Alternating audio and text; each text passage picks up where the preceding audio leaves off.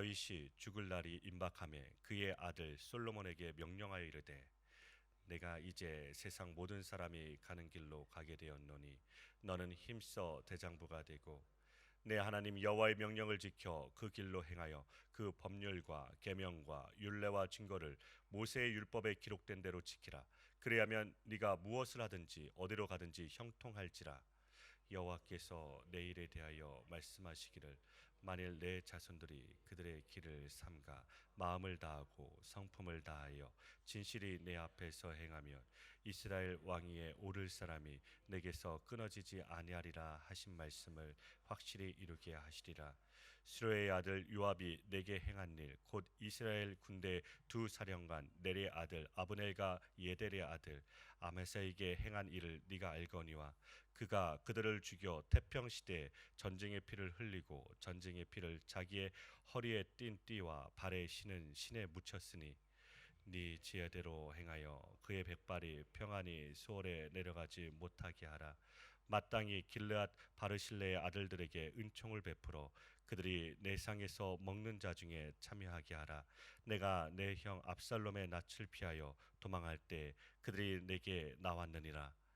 바울임 베냐민 사람 게라의 아들 시므이가 너와 함께 있나니 그는 내가 마하나임으로 갈 때 악독한 말로 나를 저주하였느니라.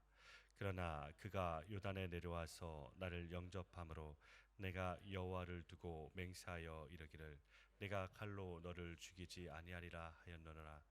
그러나 그를 무지한 자로 여기지 말지어다. 너는 지혜 있는 사람이므로 그에게 행할 일을 알지니 그의 백발이 피 가운데 수월에 내려가게 하라. 다윗이 조세 조상들과 함께 누워 다윗성에 장사되니 다윗이 이스라엘 왕이 된 지 40년이라. 헤브론에서 7년 동안 다스렸고 예루살렘에서 33년 동안 다스렸더라. 솔로몬이 그의 아버지 다윗의 왕위에 앉으니 그의 나라가 심히 견고하니라. 아멘. 오늘 열왕기상 2장의 표제어는 다윗이 솔로몬에게 마지막으로 이르다, 즉 다윗의 유언에 대해서 말씀하고 계십니다. 다윗도 모든 사람들이 가는 길로 가야만 했습니다. 그것이 여호와의 명령이었습니다. 다윗은 죽음 앞에서 하나님의 명령을 전합니다. 그 명령이 모든 사람들이 가는 죽음의 기름을 밝히면서 여호와의 명령을 지키라고 합니다. 2절과 4절의 말씀은 마치 모세가 여호수아에게 명령하듯이 다윗이 솔로몬에게 명령하고 있습니다.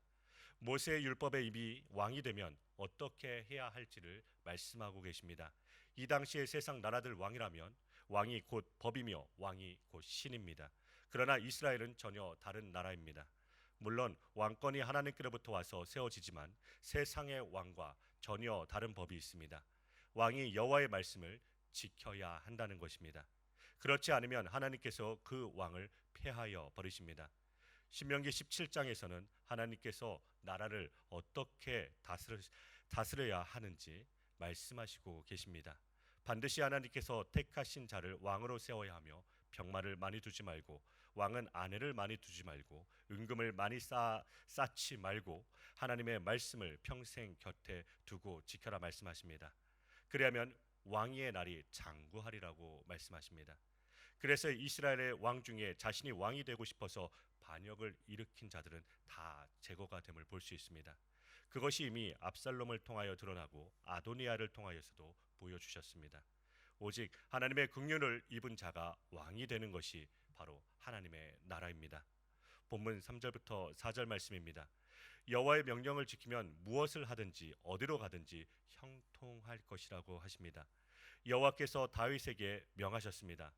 네 자손들은 그들의 길을 삼가서 마음을 다하고 성품을 다하여 진실이 내 앞에서 행하면 이스라엘 왕위에 오를 사람이 너에게서 끊어지지 아니하리라고 하신 말씀을 하나님께서 확실히 이루실 것이라고 하십니다. 다윗은 왜 솔로몬에게 여호와의 명령을 지키라고 합니까? 하나님께서 세우시는 다윗의 왕위는 오직 하나님의 긍휼로 세워지는 나라임을 알게 하시기 위한 것입니다. 율법이 없이는 죄를 죄로 알지 못합니다.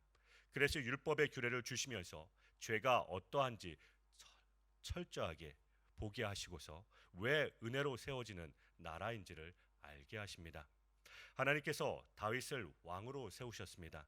그런데 왕이 된 최고의 정점에서 다윗은 무슨 짓을 합니까? 간음과 살인을 저지릅니다. 하나님께서 막아 주실 수도 있었을 텐데 왜 그대로 내버려 두셨습니까? 그 이유는 왜 다윗의 왕위가 은혜로 세워져야 하는지를 알게 하시는 것입니다. 우리 하나님은 머리카락 하나도 헤아리시는 하나님이십니다. 그 하나님께서 다윗을 왕으로 세워 주셨습니다. 참새 한 마리도 하나님의 허락 없이는 떨어지지 않습니다. 분명히 하나님께서 왕으로 세우신 것입니다. 왜 세우셨습니까? 권세를 부리라고 세우신 것이 아닙니다. 철저히 하나님의 나라를 섬기라고 세우신 것입니다. 그러면 왜 세우셨습니까? 세워놓고 자기 죄를 알게 하게 하시기 위한 것입니다. 그렇게 자기 죄를 범으로 죄가 더한 곳에 하나님의 은혜가 더욱 넘치는 것을 경험하게 하시는 것입니다. 다시 3절부터 4절 말씀입니다.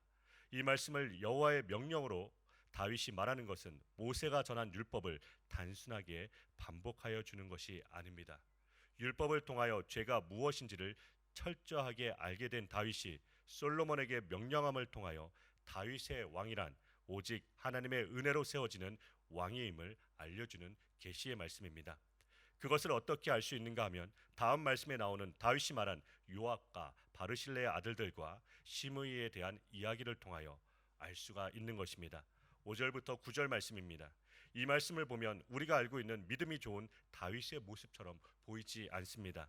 다윗은 다윗 자신을 괴롭게 한 요압을 평안히 죽게 하지 말고 시므이도 백발이 피 가운데 수월에 내려가도록 하라고 합니다. 세상 사람들도 죽기 전에는 대부분 용서하고 죽습니다. 그런데 다윗이라는 임금이 요압과 시므이를 곱게 죽지 못하게 하고 자기에게 잘해준 바르실레의 아들들은 잘 대우하라고 합니다.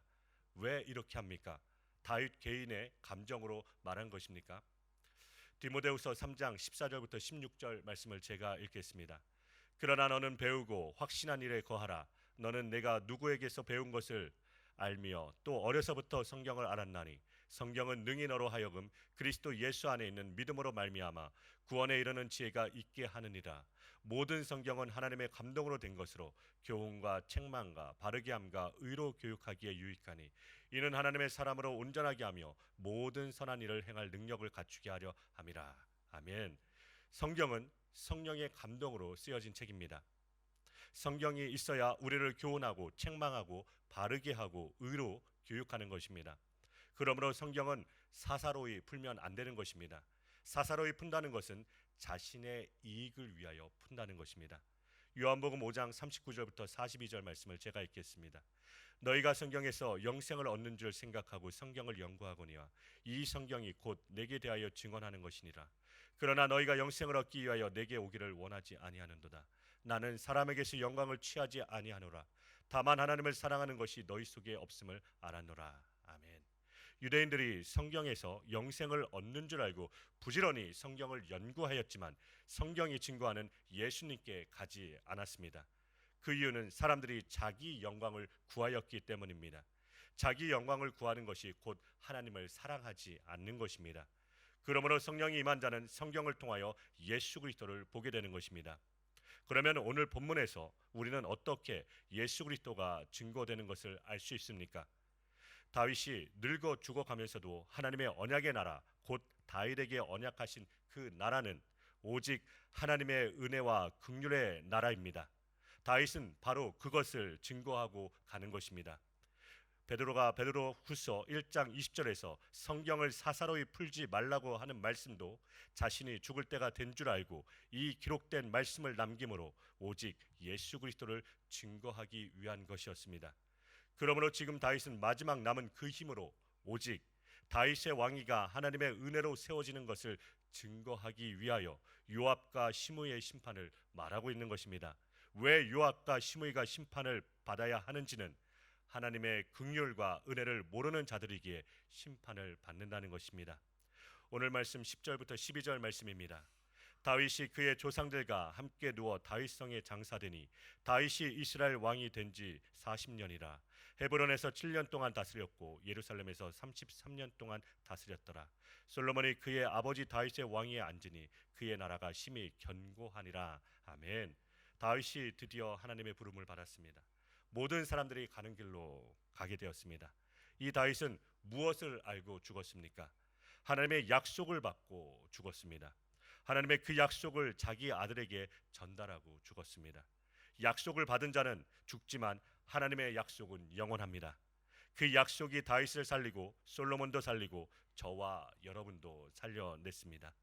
그런데 그렇게 살려냄을 당하는 자들은 반드시 무엇을 알게 하시고 살려내십니까? 자기 죄로 인하여 하나님이 대신 죽으신 사실을 알게 하시고 살려내십니다. 이것이 다윗의 왕위가 보여지는 계시의 말씀인 것입니다. 누가복음 1장 31절부터 33절 말씀입니다. 보라, 내가 잉태하여 아들을 낳으리니 그 이름을 예수라 하라. 그가 큰 자가 되고 지극히 높으신 이의 아들이라 일컬어질 것이요 주 하나님께서 그 조상 다윗의 왕위를 그에게 주시리니 영원히 야곱의 집을 왕으로 다스리실 것이며 그 나라가 무궁하리라. 아멘. 예수님께서 자기 죽음으로 다윗의 영원한 왕위를 이어가십니다.